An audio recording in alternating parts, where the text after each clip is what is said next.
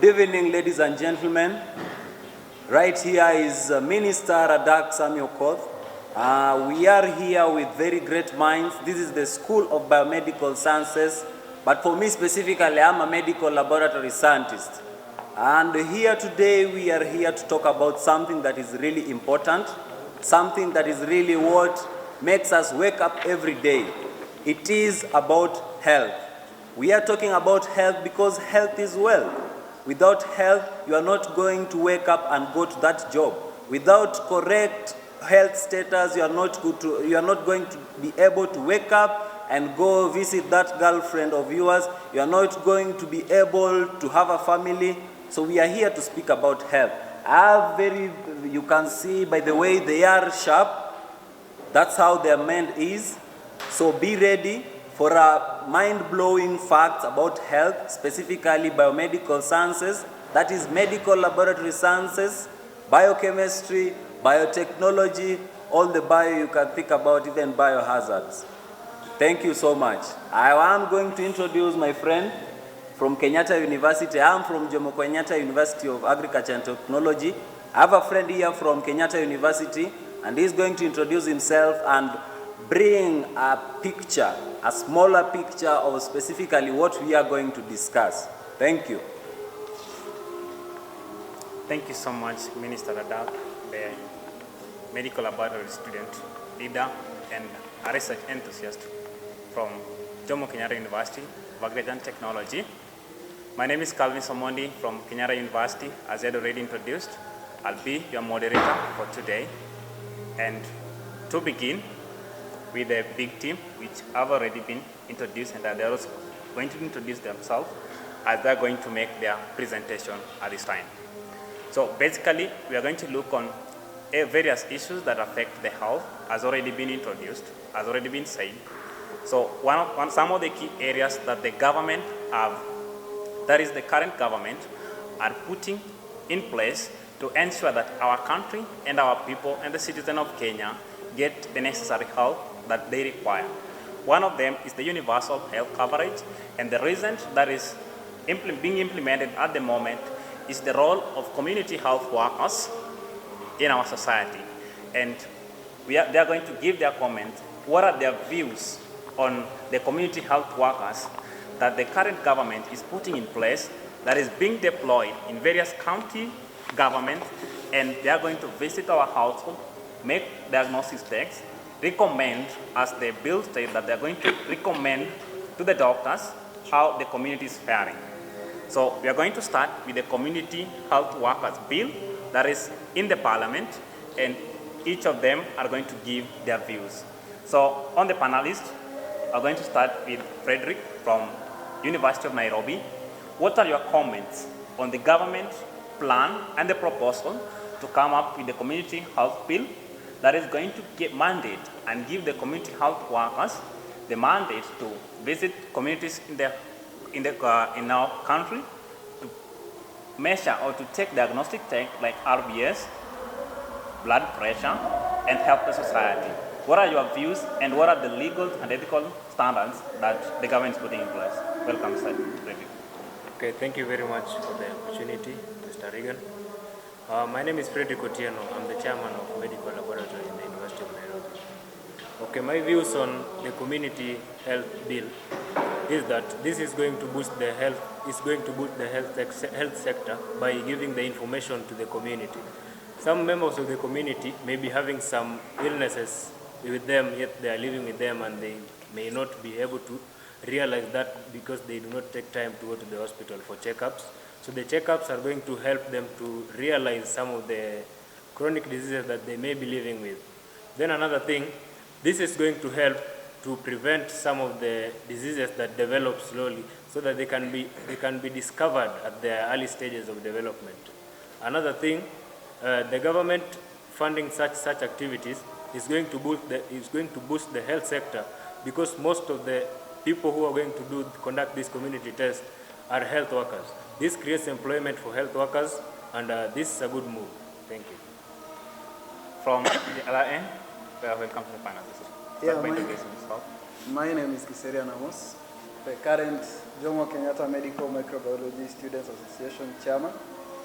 And about the view of the government allowing community workers to reach homes, I think it's an advancement because it will reduce the wait times in hospitals, because normally when you go to hospitals, there is this wait time that you go there, you know very well that you'll stay for 4 hours before you get treatment. Then again, one downside that I feel might come in is, people know how to take advantage. Thugs and the Nairobians, the people we call Nairobians, in quotes, they might take that opportunity to get into houses and terrorize the homes. So I feel in as much as it has positive effects, it still has negative too. Thank you so much. Now, from the other end, I have a question to Mr. Radak.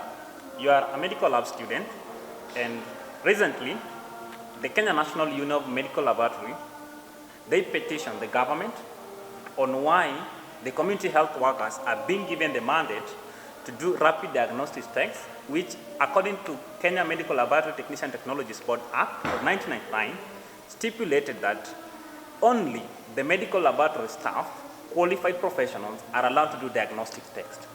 So what are your views by government allowing the community health workers to do tests which are supposed to be done by the medical laboratory specialist? Your views, Mr. Dada.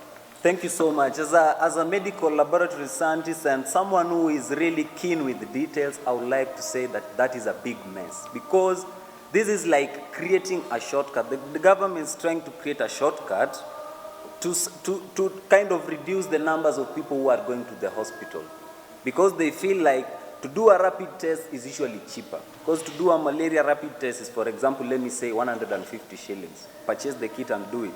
Not knowing that these are usually things that have been researched, have come after research, and these are some things that have been rendered as not completely accurate. They are inaccurate to some extent. And it is usually critical to perform the tests within the laboratory where further analysis, because you realize in a state-of-the-art laboratory, you will do the rapid test, but will also back it up with maybe doing a microscopy to confirm the test that you are doing. But when the government does this is a mess to our healthcare system, and it is a punch to the medical laboratory scientists, because now they feel like their jobs are being taken away. They're being thrown out of the market. There is a story that is now being created, story written in the people's heads, that the medical laboratories, technicians or scientists are doing what we can do. I can just purchase a kit and do it. They are not creating the line, the golden line that is usually there between a medical laboratory scientist and a community health worker. According to the laws, there are speculations of what the community health workers should do and what the medical laboratory professionals should do. So this is a big mistake, and I would like to tell the government, let the medical laboratory scientists do what they do best, let them do what they have passion for, and let them help. Because, for example, COVID-19 came, and that is when people actually knew what medical laboratory sciences and the School of Biomedical Sciences, including microbiology, is, because that is where they dig deep and actually research and also know actually what are they dealing with without using the rapid test. Thank you so much, Mr. Rada. Another question to my friend from the engineering. Now, you are in the engineering field, the biomedical engineering. Now, in this case, we have the rapid diagnostic test and the rapid diagnostic kit. You know the cases of false positive, false negative. And here we have community people who in the bill, there is no, in the qualification to become a community health worker, there is no qualification that you have to be a health professional. You just take people from the village, you're being trained on how to do the test, and you do it. You understand very well the efficacy and of this test. So how can you now explain to us that, okay, first of all, can you accept the community health worker to test you? And number two, based on the diagnostic test, based on the efficacy of the test, what are your comments on the test? So thank you for giving me this chance. So my name is Alpha Mengo. I'm a bioengineering student. And about the question that you've posed on me, first thing, I'll not allow just an ordinary villager to come and do a given test on whatever disease or rather anything that can pertain healthcare of a human being. So what I'll add or what I will comment on the same is that the government needs to understand, for example, when we were talking about the health bill that need to be passed, all the medical or the microbiologist students or rather workers need to come up with so many things or rather so many guidelines on how to guide on how that process needs to be put across, you see. So for example, we are going to pass this bill that addresses all the medical issues. So when we're passing that bill, we need to understand that there are some things that will not be handled by just someone who is not experienced or rather is not learned according to that field. So I think the government, all the society that guides all the medical laboratory students, or rather the people who have experience in that field, microbiologists and biochemists, need to come up with a bill, then present it to the government. So the government has to consult with the medical practitioners before it carries out that process. Thank you. Thank you so much. Maybe I hear one or two comments before we move to the next chapter. A comment from the other side for us, Melanie. Introduce yourself and give us comment on the community health work bill. Hello everyone, I'm Grace Piri from the University of Nairobi Medical Laboratory Science Department. Yeah, concerning the Community Health Workers Bill, I'd say that that's a great move, yes, but we still have, we will still have issues. It also has a downside. For example, maybe carrying out an RBS by a community health worker.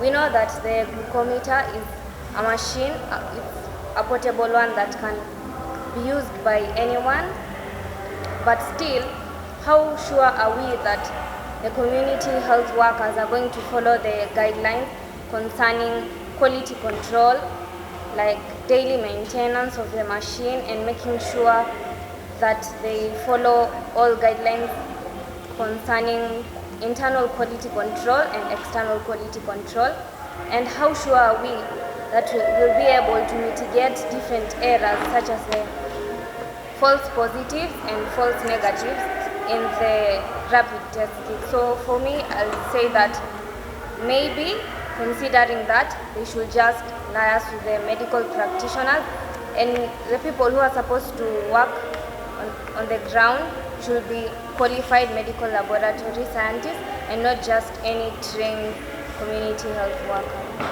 Thank you so much. That is sound from the University of Nairobi. Let me get another sound from a lady from our first year from the Kenyatta University. We're just 1 month old in the profession. So what are your comments, being that you are it's a 1 month old in the profession? What can you comment about the government move on introducing the community health workers bill? Actually, I don't have much to say about it, but being that I'm still young and I'm an amateur, I'd like to say that what the government should do is that the government should protect, actually the government should be there and work with the practitioners in the lab and also help them provide a conducive environment for everything. Thank you so much. Let me hear the last two comments. Your comment? I'm Charles Nena. I take medical lab, University of Nairobi. Well, my short on the community health bill being launched is that, for every stone of a screenshot, there is a positive effect to the end product or a negative effect to the end product. So for these launches, positive-wise, it creates awareness, which is okay. I mean, society can get to know what do these people see in the real field out here. What is it to work in the lab and just get a touch of a patient, practitioner feeling. But then come to the negative side of this launch, we could be exposing the community to unknown effects that we don't know. For every medicine one is administered to take, there is a negative effect and a positive effect. Probably the positive effect outweighs the negative effect. It's a good drug to take. So what if you're exposing the community to do these tests on their own, and then the negative outweighs the positive? You'll be losing it in the long run. Launching this system can be okay, but I'd advise we check both ends before releasing it to the society. Thank you. Thank you. Good submission. Good submission. Last comment, then we move to the next one. Okay, my name is Rachel Maina, as a medical lab student in the University of Nairobi. Concerning the Community Health Workers Bill, okay, for me, I would say it's a good move, but we also have a negative side to it. For example, when we encourage members of the community to self-test, they most likely will self-medicate, and maybe the test needs further analysis. So when people begin to self-medicate, we are going to lose the essence of trained health workers. So I think what the government should do is to employ more trained health workers and to also facilitate healthcare so that these services can reach the people in the most marginalized places. Yes, thank you. Thank you so much to our viewers. Those are just comments and views from various students from various universities. You've heard most of the sound from the University of Nairobi and JCOT. You have KU and other universities presented. We are very grateful. So there is another challenge in the health system, which is on microbial resistance. It is a discussion that has been in the global field that we cannot neglect to talk about it. We have microbiologists in the panel, we have lab scientists in the panel, we have biochemists in the panel. So the panel is well constituted, and if it comes to the diagnostic part, we have the research part, the microbiologists, we have it. Now, we have increased microbial resistance in terms of drugs. The big question is, where are we heading to as a society? Are we going back to the research field? Or what are the new ways that we can do to mitigate the effect of antimicrobial resistance? Let's get the first comment from Mark. So on microbial resistance, I think that is a topic that has been on debate for quite a long time. I mean, I have a feeling that we are not really creating enough awareness on the microbial resistance. We need to get the society and tell them the specific microbes that are getting into the community and disturbing the population, so that they get to know what they are really exposing themselves to when they misuse drugs. And then another thing again, we need to quite much focus on the chemists that are selling drugs that are not supposed to be sold on the counter, over the counter, to the people. I mean, there should be more stringent measures to force those people not to sell the drugs. But I feel like the countering antimicrobial resistance is quite a thing, quite a mission. Thank you so much, Mr. Mark. We have another microbiologist in the house. Let us first hear the comments from medical microbiologists so that they can give us a clear views on how we are going to mitigate this effect. You're welcome. Okay, thank you so much. My name is Odhiambo Wycliffe de la Mark. I'm a medical microbiologist. I'm in my final year at the Jomo Kenyatta University of Agriculture and Technology. Increase in the antimicrobial resistance is a main concern in the health setup as we speak. This is the real thing that the government should address with a lot of speed that it deserves, because when the bacteria defeat the drugs that are designed to kill them, then it means we will be getting a lot of fatalities from these cases. So for me, I think I'll address it in terms of getting a proper solution such that the government can also empower that part. So my take as a medical microbiologist, antibiotic resistance is becoming high, and therefore I would really like the government to take it from a pharmacological approach. A pharmacological approach means we should also go into research. I will challenge my counterparts who are also medics to go into research and do a lot of pharmacological research. I'm a student who is so much impressed with pharmacology. I have a passion in that field. So when we talk about pharmacological approach, that is the herbal part, because we are recording a lot of cases from this antibiotic resistance. So right now I'm working on a research project that is addressing the challenge. So I'll also challenge the government to start empowering us, because there is a lot that we face as pharmacologists, because people are referring to us as waganga or witch or something. But the future of medical microbiology and the future of medical field lies in the pharmacological part of it. So a lot of cancer cases that we are recording in this country and elsewhere in Africa and across the world, you get that these diseases, these microbes that defeat the drugs that are designed to kill them, they grow to levels that they now affect they become accidental, they go to organs and they start bringing other growth that are malignant, that leads to serious cases. So I will challenge the government to work on that. Thank you so much. Thank you so much. Now from this end, we want to hear different views, but from there I want to hand it over to my co-moderator, that is Mr. Radak, to take it from here and continue the topic. Thank you so much, Mr. Radak. Thank you so much. Those are very critical points you have touched. Our moderator, I am chairing the meeting today, but I want to hand it over to someone here. But before I hand it over, so that he can also give us some things to talk about, I want to give him a chance to talk about antimicrobial resistance. Then after that, I'll give you what I also feel like we should address. Yes, you can carry on.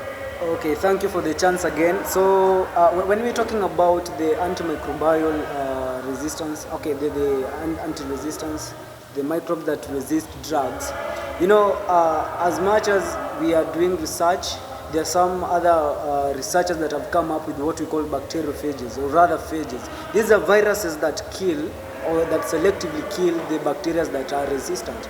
So, you know, for example, when you talk about these bacterial diseases, or rather, for example, let's say a UTI, or rather gonorrhea, you know, when it has occurred for so many times, that's what you call it becomes recurrent. It recurs every time. So, such cases, you find that the bacteria get used to the drugs that person was being administered with. So, what the researchers, or rather the biochemists and the microbiologists are coming up with, these are things we call bacteriophages. Those are the viruses that selectively kill the bacteria that are resistant. And also, it is 2 days that we've had an Hungarian biochemist and a microbiologist have come up with an mRNA, that is messenger RNA-based vaccines that can be used to curb the bacteria, or rather the microbes that get to be resistant to drugs being administered. So thank you. Yes, thank you so much. Are there any comments? Someone who feels like this antimicrobial resistance, I have to talk about it. The floor is open. With that, it's a free world. You can feel free to interrupt if in any case you want to address something. Now, there's this thing I want to talk about. Before we complain about the government, before we complain about the policies, before we complain about what is not right and what is right, before we complain, what are you doing at your personal level? And that is what I want us to address. I want us to talk briefly about research and innovation. Research and innovation. On your end, on your part, as a microbiologist, as a medical laboratory technician, as a biochemist, as a radiographer, what are you doing on your side to ensure that there is continuity in the School of Biomedical Sciences or health at large? Because all we do talk about is how Aristotle discovered the molecules, he called them, which he came to call cells. We talk about how Hippocrates, they were inventors of medicine.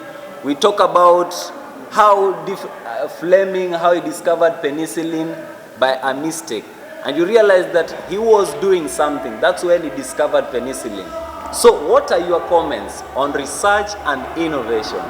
So where should I start? I will start with you. Yes, Alpha Mango. I will start with you. Okay. Yes. Nice. Thank you again for the chance. So thing is, the government, okay, I will not talk about the government, but then we need to talk about the big four agenda. One of the big four agenda points, that is affordable healthcare. And if that to be achieved, we need the help. Okay, fine, as a biochemist, I'm doing a research, but I need that finance, I need that support from the government. I need to access the labs that have equipment. I need to access people that have minds so that we can interact. You know, when you meet other biochemists or rather microbiologists and even the medical lab experts. So from there, that's when you start to think loud with sound minds, then come up with ideas. So I think the government needs support, especially the university students that are doing medical courses. For example, you might find a university that, yes, the students are having practical, so rather the student has that interest in the research field, then he can't access university institution cannot have all the laboratory equipments just like these farms or the research institute like Cambridge. So the government needs to supply equipment and also the guiders who will be helping these students through the innovation. So I still think, as much as we are trying to bring this initiative, or rather trying to make these things happen, we need that support financially and also through the coursework. Yes. Yes, thank you so much for those insights. You wanted to add something, Calvin? Thank you so much. As I mentioned, my name is Calvin from Kenyatta University. I'm a finalist in the medical, as a student. Finalist is my last semester in the medical laboratory science student. I want to say that there is a milestone that has been done in the medical field in terms of curbing and mitigating the effect of microbial resistance. So basically, basing on the innovation part and what are we doing as students in the university, there are a lot of research which are being done by students. There are a lot of abstracts still pending. But what is the main cause of all this research pending? What are the main cause of all these research papers not being published to the public? Is because of lack of support from the government on the issue of finances. If you talk about the clinical trials are very expensive. You need a lot of funds to run your project. Right now, there is a reduction in terms of sponsorship for students to do their research. Doing a research alone will cost you much, even more than the school fees that you pay at the institution. So being the students in the country, being that it is a third world country, as more students have enthusiasm to do research, there is a gap in finance from the government and from the institution. And there's less support being accorded to the student fraternity to help them in their research. So I believe it should be a mutual benefit and it should be a mutual role from both the government, the institution, and our level. If we have a research topic we are working on, we are currently requesting for support so that we can help to achieve the common goal, so that we believe that the research papers we will produce at the end of our paper or the end of our research will be beneficial not only to the public but also to the government. That's my submission. I wish I was the government, I was listening to these minds. I would have dropped them some fines with immediate effect. Let me take it to you, sister, from the University of Nairobi. Tell us something, research, innovation, tell us something. Concerning research and innovation, I think those who went before us should encourage us to do more of research work and less of bench work, because that is what we need for the future. Because for the bench work, being a student from first year to fourth year, you'll have learned a lot about the bench work, the practicals and all the hands-on skills and all that. But research is what we need, because bench work, you already know what to do. But for research, we have more emerging issues that were there and are unsolved. So I think we should venture more on research people, we should get the support, encouragement, and a picture should be painted to show that more of research means more of solutions to the emerging issues and the issues that were there before. That is really interesting. You're saying something like doing bench work doesn't give you a challenge. It's like you're doing the same thing daily. That is really nice. Frederick, over to you from the University of Nairobi. Tell us something. Research, innovation, tell us something. Okay. My view on what I'm doing to promote medical laboratory science and improve antimicrobial resistance. First, I want to say this. One thing that I have been doing as a person, I have been taking part in clinical diagnosis. Like recently we had St. Paul's version. We went there and did clinical tests free of charge to the community. Then the second thing, this is for my team, for the medical laboratory team in UIN. We have come up with a research club, and we are going to conduct research on various illnesses that are emerging, because new strains of diseases are emerging currently. So with the support of some of our lecturers and the medical practitioners that came before us, I believe we can get some researchers that are relevant to our profession and take care of them. This will really improve the health sector. Thank you. Thank you so much. Tell us something. So on the issue of research and innovation, I think most of us, even as phobia students, we do a research project at the end of the course. Yeah, I just want to say that it is important that we just don't do research that we are not using. Yeah, we need to start implementing some of these recommendations from research so that we can improve on getting solutions to some of the emerging issues in the health sector. Thank you. Okay, thank you so much. Let me go back to Delamark. Delamark, Chief Microbiologist, say something about research and innovation, because you actually touched about something about pharmacology. Could you expand on that? Yeah, about pharmacology, that is the area that I'm interested in as a microbiologist, because that is the future of curbing the health menace that we are having in this country. So I will just like say we need a lot of support to come up with very good solutions in this field, because like I have just said before, that the antibiotics or the drugs that we have currently, you find that that is what is prolonging the hospital stay. That is now driving the government to coming up with community workers, because people are overstaying in the hospital because the drugs that are there are not helping them. So I would like that if the government or anybody can support research in terms of resources, because as we all know, research is requiring a lot when it comes to resources, that is money in particular. You get that you want to do a research that is going to cost over 100,000, but then what you are provided with on the ground is roughly 10,000. So this is going to limit your scope of study and the prospection that you have with your research. So I would say that the institutions, or if it is the government that can come to aid to help the upcoming researchers, give us the motivation through support. There is nothing that we cannot do. If we are given the support that we need, we can go extra mile. We can be the saviors of this nation. We will never require help from abroad, from developed countries. We have sharp minds here, but we are limited because we cannot get what we need to do what we want. Yeah, that's my take. Talking about sharp minds, I can see Kiserian looking at the issue with an open book and a pen. Could you tell us something to also note down? I want to open my book. I was simply taking notes of what you have been saying. Specifically, about 2 years ago, there was this menace that came about, the super gonorrhea thing. You know, it saddened my mind so much that we are not really in control as humans, and microbes can control us the way they want. You know, how can something like super gonorrhea become resistant to antimicrobial drugs? So I think, again, people should go back to embracing pharmacognosy. We should go back to dealing with the roots, the old method. You know, old is gold. Those are things that have a bigger scope, like they have also lysine, you know, better modes of attacking the bacteria. When, like for instance, I was in KU and I was trying to get a cure towards the supergonorrhea. So the specific combination that I tried managed to kill gonorrhea, but I didn't get quite a good chance to get the specific supergonorrhea so that I test my drug with it.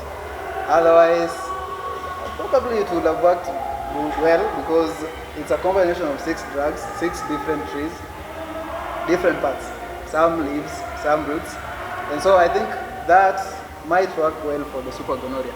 And we should go back to the pharmacognosy thing. Fund the people that are bringing roots to sell to you, and still people, the citizens, patients, embrace pharmacognosy. Tafuta mizizi, just use the roots, drink them.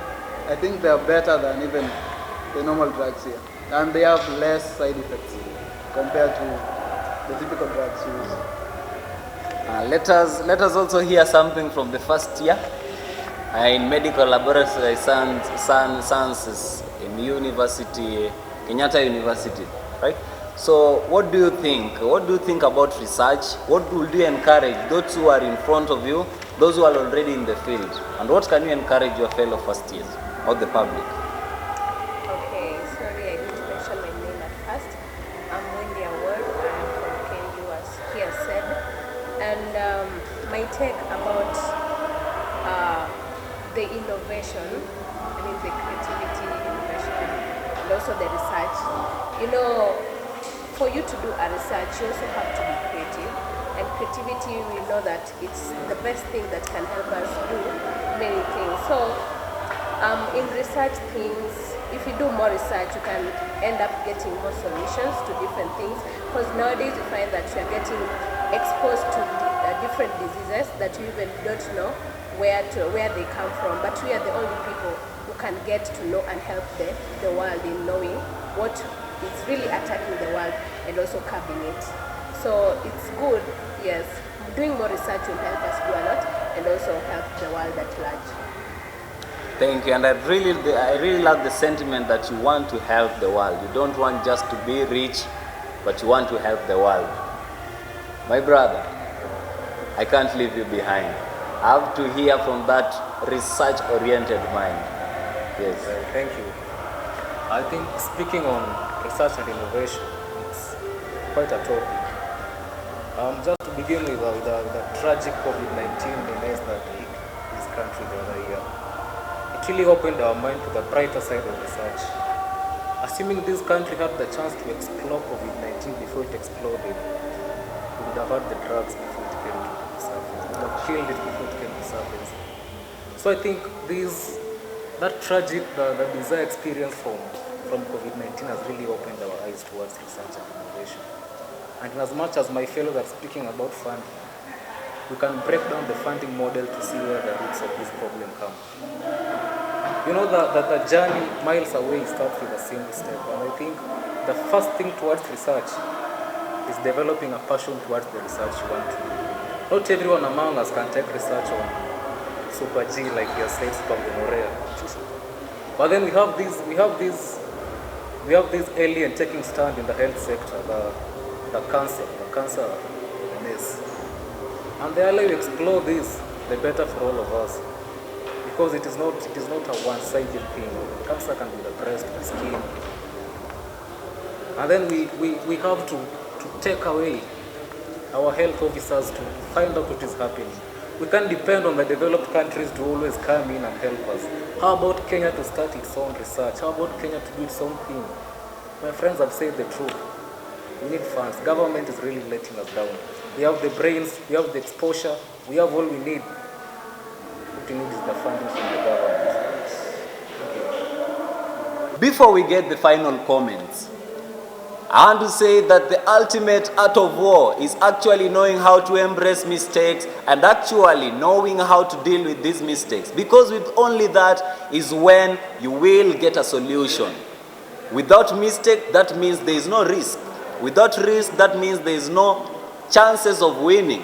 Why am I talking about mistakes? Because when you start any research path, you start by solving a problem, first identifying a problem.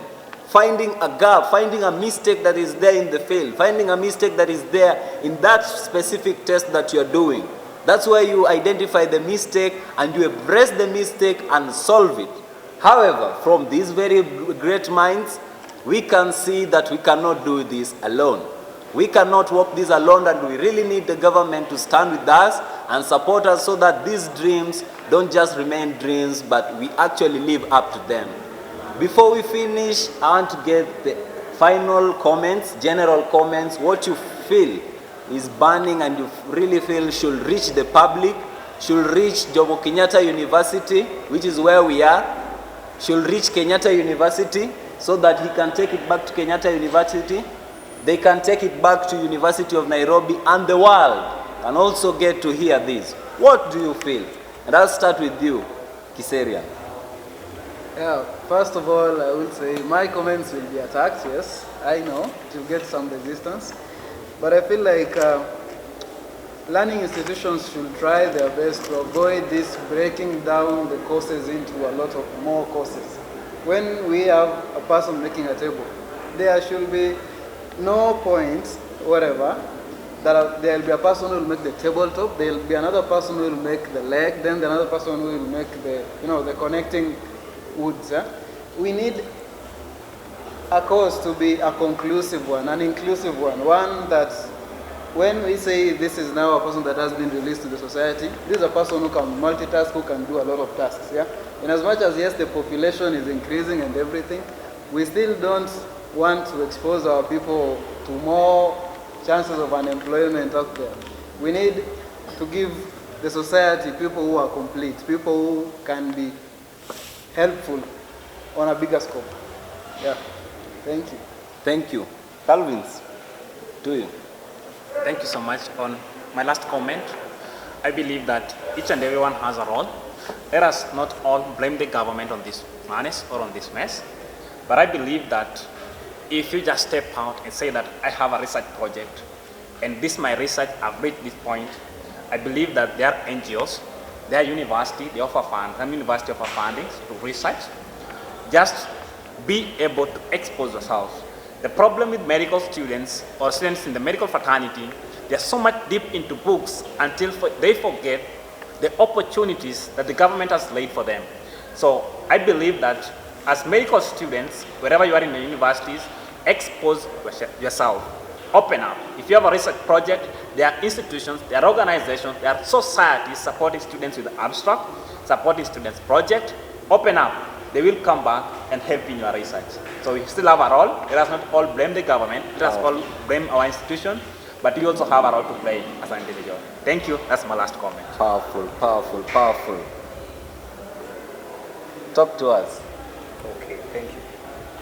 Now, I'll start by a quote from one wise man that the repercussions to our tomorrow livelihood is based on our today's action operation. What do I mean? That we don't expect this society to have a better tomorrow if the efforts you are putting are so futile to help the tomorrow that will be done. We have seen our students in the streets. One thing my friends have not talked about is the real problem outside, the unemployment giant looking at us. We've seen our students with the degrees, with the diplomas, others with even masters. But they have ended up being mama mboga, being boda riders. What do you feel kuendeshwa pikipiki with someone holding a Bachelor of Science medical laboratory certificate from one of the greatest universities, maybe KU, maybe UN, maybe even just MKU. My point is, all this we are doing will be nonsense if we don't face the real giant out there. Most of us are studying to get employed. What if we study to create employment and not to get employed? The reality is that there are no jobs. Right now, walk randomly into a hospital. Go to KNH, go to any hospital you see. And the truth is that the people you find there are too old to work there. The young medics who are coming from our universities are not getting jobs simply because we are engrossing the older nation to continue doing what we should be doing with the new generation. A random check to our county hospitals, you walk to a lab and get the person handling those machines. Definitely is maybe a degree holder in nursing and not medical lab. the government is employing based on what you can offer than what you really know in that field. What is the need of having a nursing student handling, let me say, an Alinator 2000 machine when he even doesn't know what that machine can do? Simply because he can type in, he can check the specimen, handle them, and release them. It's a mistake we are making as a country. And then I may be too small to make the difference, but united we can stand. If we have to fight the unemployment issue, we have to start it by creating the employment ourselves. The research is a very good take, but for us to affect it, we have to start ourselves. Thank you. Thank you so much. Let me invite Frederick. You talk. Then your counterpart will also talk, and then I'll go to Delamark, and then to you, and then I'll finish with my school rep. So Frederick, give your general comments. Okay, thank you very much. A lot of problems have been stated, but the solutions are yet to be stated. One of the solutions to these problems is by us standing as one. That one has been said by my counterpart, Bon Charles. We need to stand as one and embrace research. When one of us is having a research opportunity, let us work with them and help them in ways that we can, in ways of looking for sponsors, getting funding, and getting more information on the research. The other thing is the government. How best can we reach the government? We can reach the government best by using our associations. We can use our associations perfectly to reach the government so that you do the research as an association rather than doing the research as an individual. Because when you do the research as an individual, there is no point at which you can convince the government to fund this research and telling them that this is for their benefit. So doing the research as an association gives the light to the government and tells them that this thing is a community-based service. And another thing, on creation of employment. Creating employment is not that simple. Employment can be created. One, we'll still need the government support to create employment on our own. You may be having an employment idea or a business idea, but lack of the funds, maybe through government loans or anything, you may not be able to create the employment that you want to create. And allow me just to say that because we are short on time. And thank you very much. Okay, just general comments. I think if every one of us plays their role, if we do what we are supposed to do, if you are a student, you be a good student. If you are the leader, you be a good leader. If it's the government, if we all play our part, I think generally the whole thing is going to work. Yes, so let us work on our part, what you can do, the small thing that you can do. Okay, Delam, take it back. Okay, thank you so much.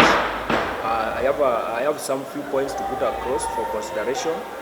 First of all, I will talk with the government passionately because here represented are the top universities in this land.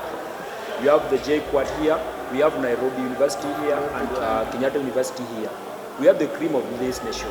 I will plead with the government to really support us in the research, so that we can be the solution. And not only this, the top university, I'm not discriminating any university, but I'm saying the government to support us to get to where we want to be. Then I will also want to plead with also the government or the bodies concerned. We know there are grants that support researchers.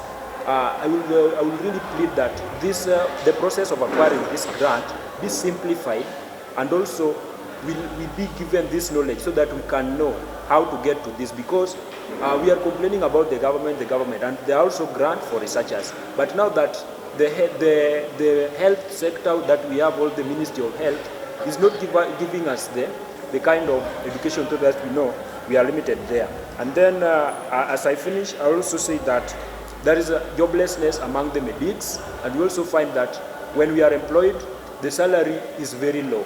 I'll just to say that this is a dignified profession because without our result from the laboratory that we work on the bench, from the raw material that are the stool, the urine, and all the samples that we work on, there cannot be proper diagnosis with even the medical officers and those who are the medical officers and the pharmacies.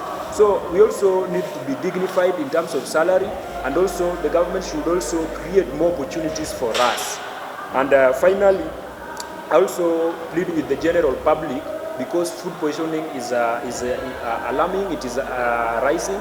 We have witnessed in various high schools recently, students are getting attacked, they are getting these infections from Escherichia coli and Salmonella.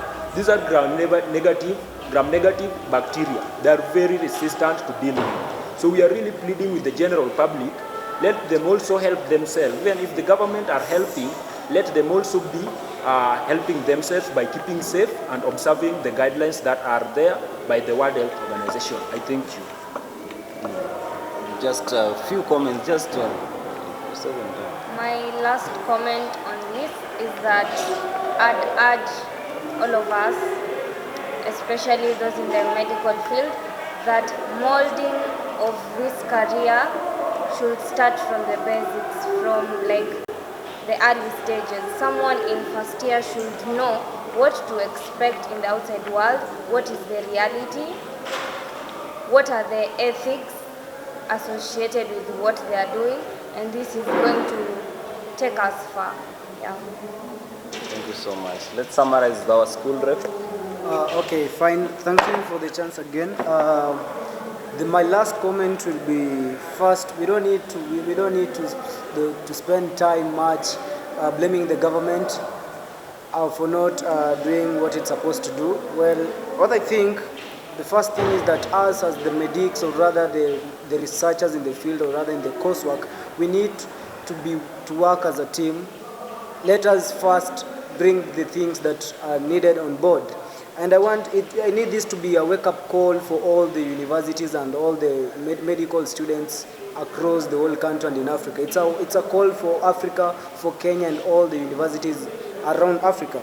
And there's this menace, or rather this disease that you guys are not mentioning about, the diabetes mellitus. The disease has become so difficult to deal with. And I think it's a challenge to all medical students to really find a good thing to deal with it, rather than using insulin. Because insulin now, as we can see, Kenya, we are a third world country. Not everyone will afford insulin and all the conditions that insulin needs. So guys, I, as a congressman in the school, in the Jomo Kenyatta University School of Biomedical Sciences, I'll start by saying that I have represented my students well, and they get what they need and what at the right time. So, and all other students from other universities under the student leaders, let's fight for these things. They are ours. We don't need to be mentioning about the government. We are the government. Thank you. Thank you so much. Thank you, Jomo Kenyatta University, for hosting us and also allowing us to have this interview here. We thank you, Kenyatta University, for agreeing to sit down for this interview and talk about the things that matter. We thank you, University of Nairobi. We send all thanks, and we want to say one thing to the public. We are here, we are fighting for you, not just in the benches, not just in the researches, not just in the laboratory, not just in the microscope. We are fighting physically for you. You find all this content in Desert Mamba Productions.